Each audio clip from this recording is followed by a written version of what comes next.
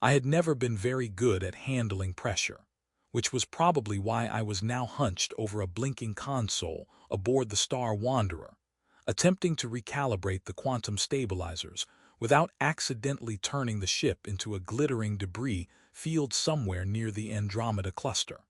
The fluorescent lights hummed above me like the universe itself was trying to offer advice, and I could swear one of them flickered in sympathy for my panic. Somewhere behind me, the faint tap of metallic boots announced her presence, though I didn't turn around immediately because I had learned early on that facing her directly was like staring at a black hole made of charm, humor, and trouble all in one. She stopped a few paces behind, arms crossed, ears twitching with the subtle curiosity of a cat that also happened to be a military strategist. Still avoiding my gaze, she asked, voice calm but teasing, as if she already knew my secret, my perfectly catalogued record of failed romances and general incompetence with emotional matters. I blinked at the console, pretending the readouts were the most fascinating thing in the galaxy, though they were mostly flashing red and threatening minor explosions. I was calibrating the graviton field, I said, which was technically true, but only because the graviton field had absolutely nothing to do with why my heart was hammering. She raised an eyebrow, long ears flicking like radar dishes tuned to my panic. Really? She asked, tone light, though I could tell from the corner of her eye that she found me more entertaining than the entire universe combined. I swallowed, muttered something about quantum flux interference, and felt my brain perform a minor somersault. It was difficult to admit to anyone, especially to someone with eyes that seemed to capture starlight, that I was terrified of getting close. You know, I said cautiously, I have issues with staring directly at people, especially ones with, extraordinary eyesight. I gestured vaguely at her ears, which I was sure were twitching with curiosity. She laughed, a sound like solar winds colliding in perfect harmony, both terrifying and oddly comforting, and I nearly short-circuited from the combination of humor and charm. You're ridiculous, she said, shaking her head, though the corners of her mouth twitched upward in amusement. I can see you perfectly fine, human. It's your eyes that are doing all the running. She stepped closer, and I noticed the faint glimmer of starlight in her irises, a shimmer that made me question whether my brain was capable of functioning properly under this kind of optical assault. I attempted a joke about being allergic to love, which came out more like a choking hazard than humor, but she still laughed. Allergic to love, that's the most human excuse I've ever heard.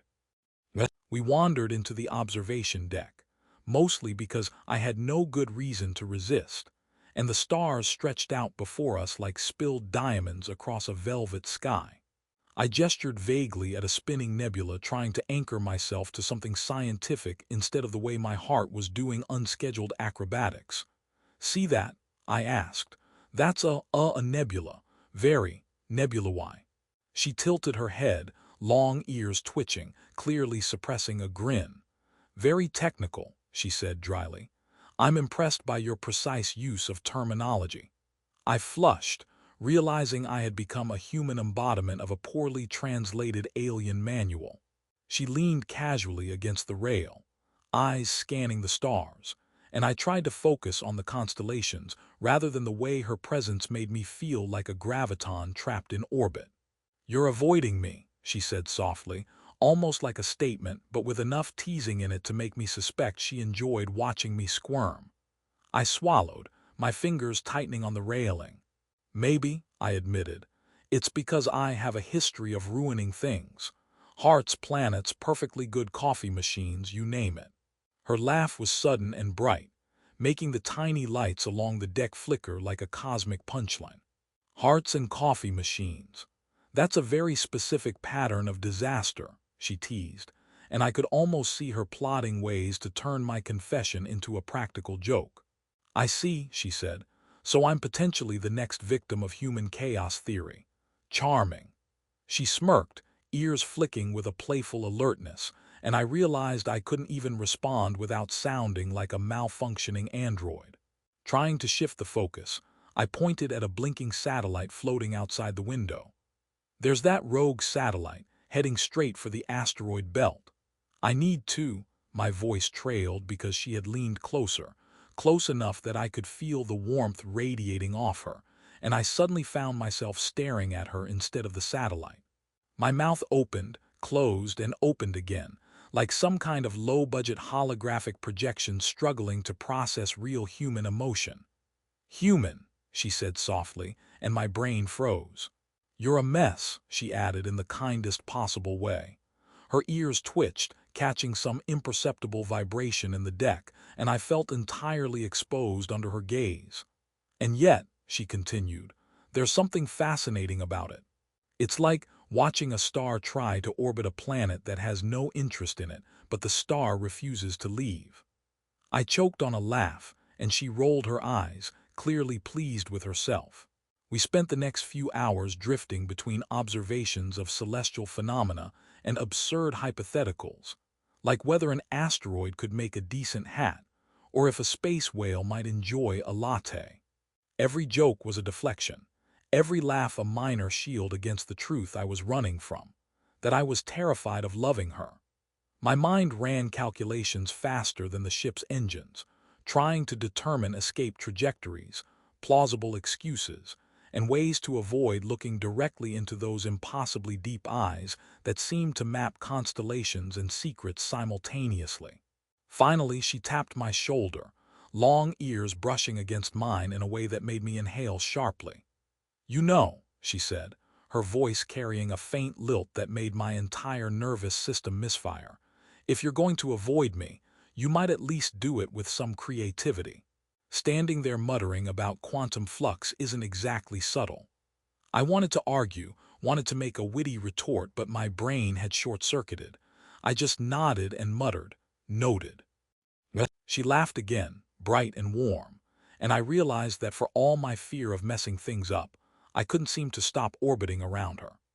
Between jokes about my clumsy human tendencies, absurd satellite scenarios, and the gentle tease of her gaze, I began to understand that some things in the universe weren't meant to be avoided.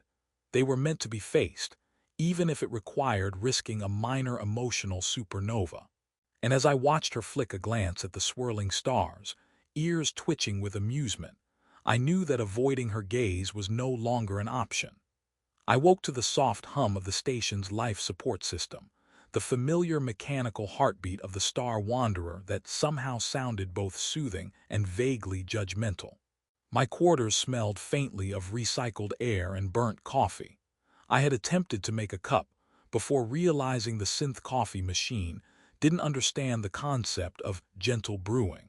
Somewhere down the corridor, I could hear her long ears brushing against the walls as she passed by, a subtle sound that made my stomach perform an involuntary quantum flip. I had been trying to convince myself that last night's confession, about being afraid of loving her, was a minor anomaly, like a solar flare that would burn out harmlessly.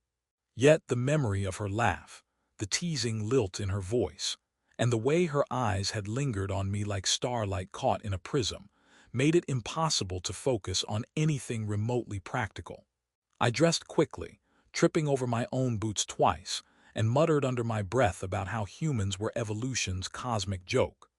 When I reached the galley, she was already there, hovering near the food synthesizer with an intensity that suggested she was either calculating a meal or plotting interstellar mischief. Her ears flicked at the faintest sound, which I suspected included my nervous heartbeat, and she smirked as I approached. "Good morning, human. Did you sleep, or did the nebula keep you tossing like a space shrimp?" I grimaced. "Very funny. The nebula was quiet, thank you very much." I reached for a synth biscuit and discovered it had somehow solidified into a shape resembling a small asteroid. She tilted her head, ears twitching in amusement, and tapped the asteroid biscuit with a finger. "You know, for someone who claims to be afraid of love, you sure make a lot of explosive gestures before breakfast." I held up a hand defensively. Explosive gestures are unrelated to love. They are fully related to human survival instincts and minor caffeine deficiencies. She laughed, the sound bouncing off the metallic walls and making my chest feel simultaneously heavy and buoyant. "Sure, sure," she said. "Whatever helps you sleep at night or avoid confessing more things you're terrified of." Over breakfast, which consisted of a mix of edible cubes and vaguely star-shaped protein bars, we fell into the strange rhythm of our interactions. Half casual conversation, half silent calculation of how much one could endure the other without collapsing into awkwardness. I attempted a joke about my ancestors surviving asteroid collisions only to end up as mediocre cooks in the 22nd century, and she nearly snorted synth juice across the table. "That is horrifying," she said between laughs, "and somehow incredibly relatable." Her ears twitched so rapidly I almost suspected they were performing Morse code I couldn't yet decipher. Later, she suggested we go on a routine maintenance inspection, which I understood to mean wandering through the ship's engine bay while pretending it was an elaborate trust exercise. Sparks flew from the console in the back corner, and I almost panicked, imagining a chain reaction that would turn our walk into an unplanned light show. She leaned over casually, long ears brushing against the edge of the control panel, and quipped, "Relax, human. I've survived a plasma storm worse than your panic." I nodded, trying to appear confident, but tripped over a power conduit, eliciting another round of laughter from her that seemed to echo in my soul.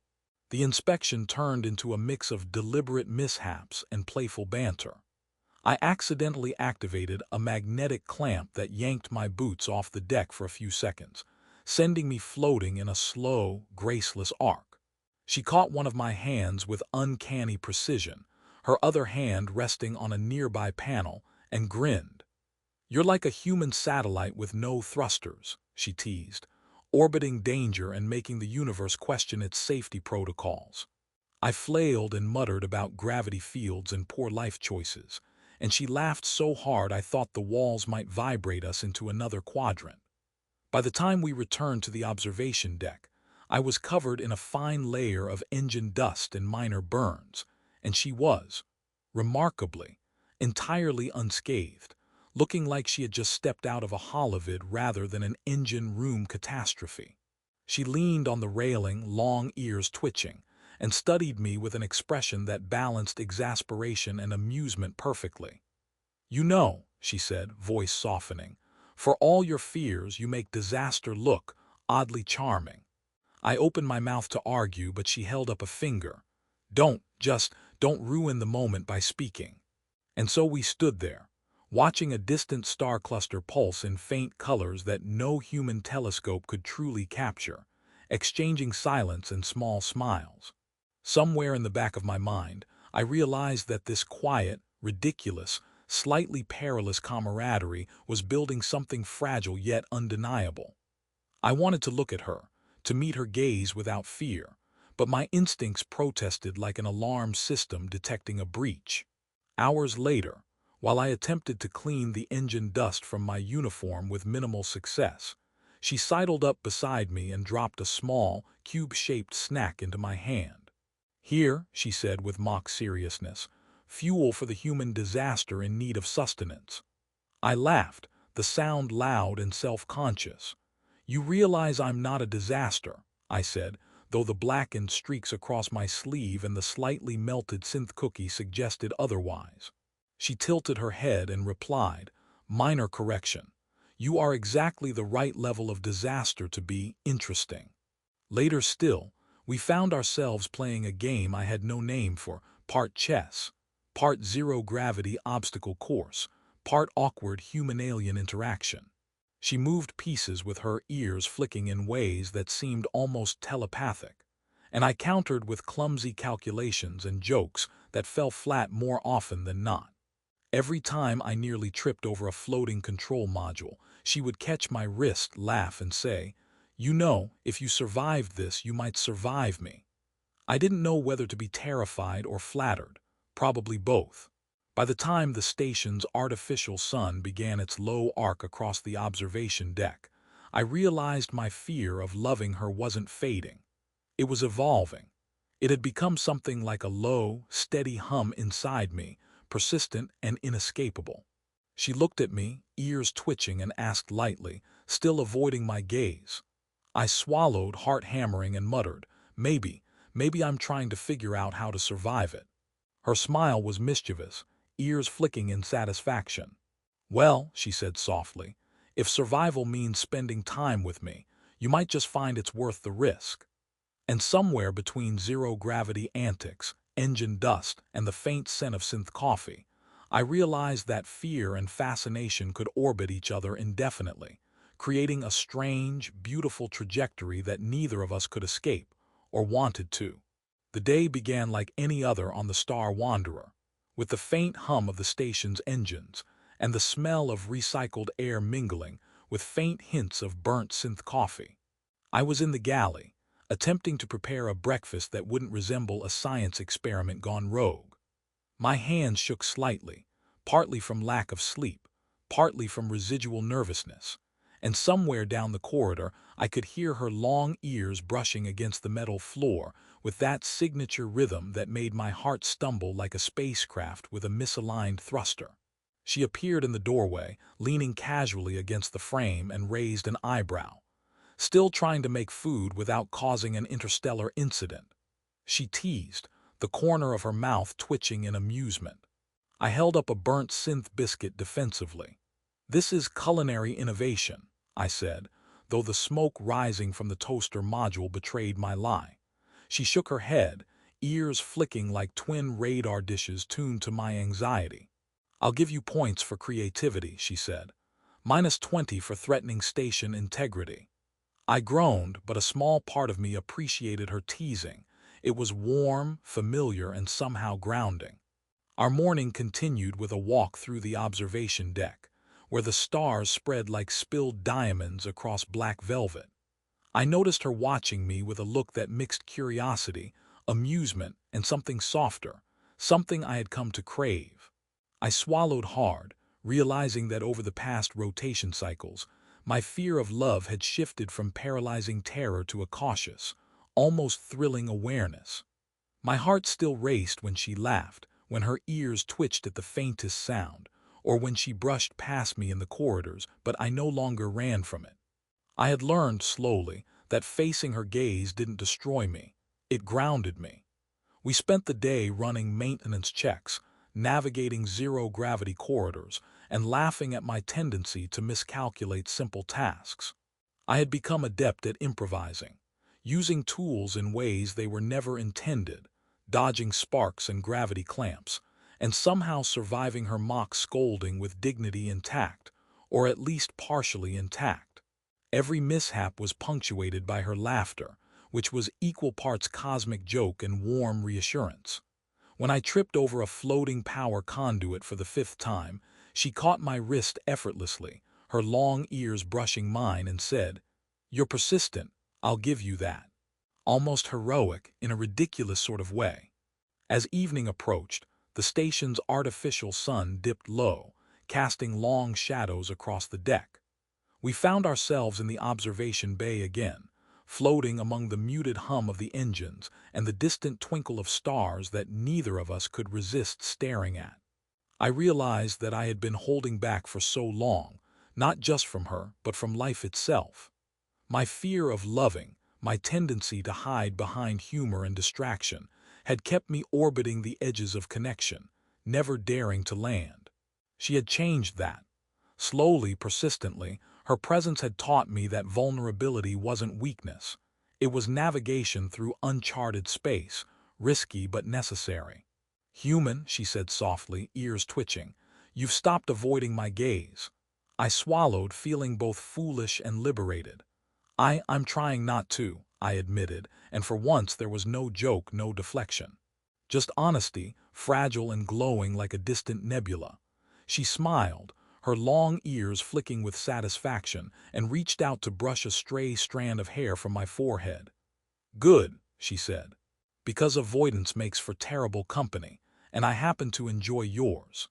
The station's intercom crackled to life with a minor alert. Nothing dangerous, just a routine systems check. And we floated toward the control bay together, light teasing exchanged along the way. I had learned to anticipate her humor, to navigate her playful challenges, and even to laugh at my own clumsiness without embarrassment. Each joke, each accidental zero-gravity tumble, had become a thread in a tapestry that connected us, making my fear of emotional collision feel less like impending doom and more like a controlled burn, warming rather than consuming. By nightfall, we were once again in the observation bay, watching a binary star system pulse with colors no human eye had names for. I looked at her, ears flicking gently, eyes reflecting the distant starlight, and realized that I was no longer afraid. I could meet her gaze, I could face the possibility of love, because I had learned that connection was not about surrendering control. It was about choosing to navigate the unknown together. I suppose, I said quietly, that being afraid isn't the same as being incapable. She tilted her head, ears twitching, a faint grin on her lips. Correct, she replied.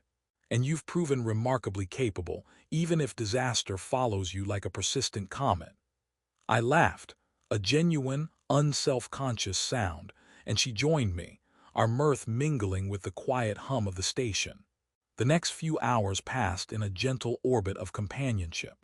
We shared stories, swapped jokes about the absurdities of space travel, and even managed a small experiment with zero-gravity fruit that ended with both of us laughing as the pieces drifted into the air ducts. I realized that I had grown. My fear of love had not vanished entirely, but it had transformed. It had become a compass, guiding me toward connection instead of keeping me anchored in avoidance. As the station's artificial night cycle began, she floated closer, long ears brushing mine, and whispered, "I'm glad you stopped running." I looked at her, no longer hiding behind humor or distraction. "Me too," I said simply, and the words felt like a key unlocking a part of me I had long neglected. We shared a quiet moment, suspended between stars and circuitry,